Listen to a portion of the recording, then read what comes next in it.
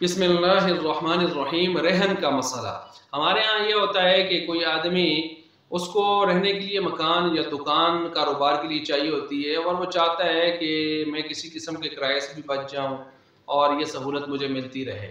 उधर से मालिक के मकान या मालिक के दुकान वो उसकी सोच ये होती है कि मुझे कोई अगट्ठी रकम मिल जाए बहुत बड़ी, जिससे मैं अपना कुछ ज़रूरी काम है वो निपटा सकूँ।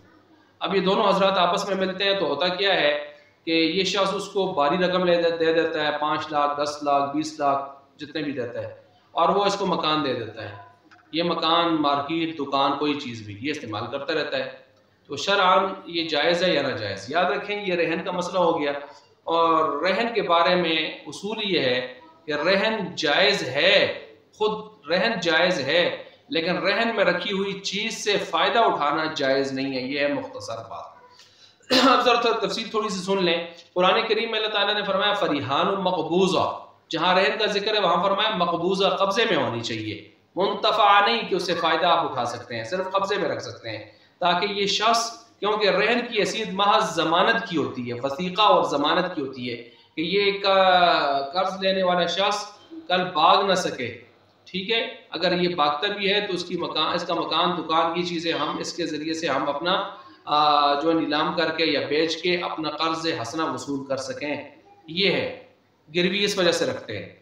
तो अब इससे फ़ायदा नहीं उठाया जा सकता। आप देखें ये जायज़ है अपनी जगह पर। मैंने कुरान की आयत का हवाला दिया, उधर से हदीस में आप अलैहिस्सलाम की जब वफ़ात हो रही थी तो वफ़ात के वक्त भी चंद सा जौ के बदले में आपकी एक ज़ेरा जो है वो रहन में थी। अच्छा, आइम्मा अरबा, इमाम अबू हनीफा, इमाम मालिक, इमाम शाफी, इमाम अहमद बिन हंबल वगैरह उन हज़रात को देख लें, वो भी यही कह रहे हैं कि मुर्तहिन का जो है मरहूना चीज़ से, रहन वाली चीज़ से फ़ायदा उठाना हराम है, नाजायज़ है। इमाम अहमद बिन हंबल रहमतुल्लाह अलैह के फ़िक़्ह में दो चीज़ों की इजाज़त जानवरों के हवाले से और जानवरों के दूध के हवाले से आ रही थी, लेकिन उस पर भी बहुत ज़्यादा जरा की गई और रद्द किया गया।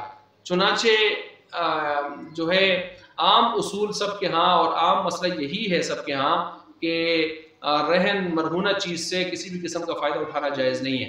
अब यहाँ पर याद रखें कि यहाँ उर्फ़ आम में हमें दो किस्म के हीले नज़र आते हैं। कुछ हीले अवामी नज़र आते हैं और एक हीला जो है हमें बाज़ पढ़े लिखे लोगों का नज़र आता है।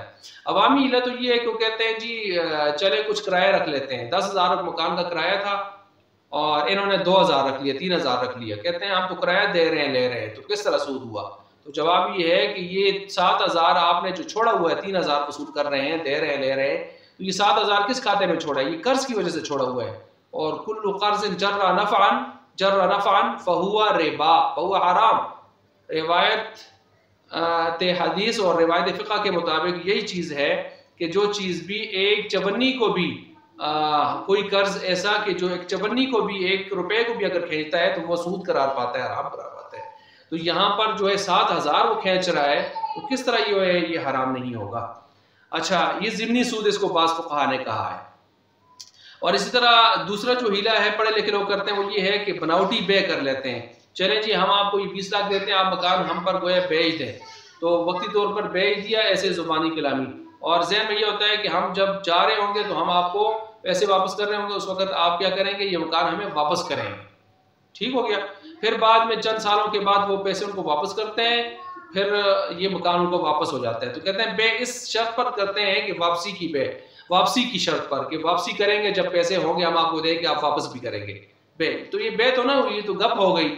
बे में तो इस तरह नहीं होता, बे तो फासिद होगी, फिर इस लिहाज से जायज़ नहीं है। बे जायज़ नहीं है कि जब आप शुरू से उसमें कैद लगा रहे हैं।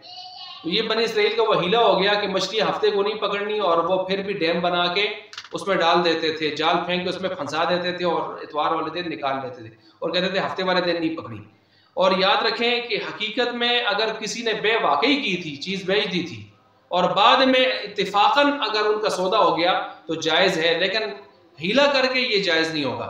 इसी तरह दारुल हर्ब, दारुल कुफर जो होता है, काफिरों का जो मुल्क होता है, उसमें काफिर राहिन से मुर्तहिन, मुसलमान मुर्तहिन सूदी मामला कर सकता नहीं कर सकता। तो इमाम अबू हनीफा, इमाम मोहम्मद रहिमहुल्लाह, ये तरफ़ैन हज़रात कहते हैं जायज़ है, इमाम अबू यूसुफ फरमाते हैं नाजायज़ है। और हिंदुस्तान के बारे में इसी वजह से उलमा का इख्तिलाफ चला है। काजी मुजाहिदुल इस्लाम कासमी यही फरमाते हैं, अहवद और अनसब ज़्यादा बेहतर बात यह है कि जो असवब बात यह है कि अहवद बात यह है کہ امام ابو یوسف رحمۃ اللہ علیہ کی رائے کو لیا جائے، اس وجہ سے کہ ہندوستان کے دارالحرب ہونے میں بھی اختلاف ہے، ٹھیک ہے، تو اس وجہ سے جائز نہیں ہوگا دارالحرب میں بھی۔ اللہ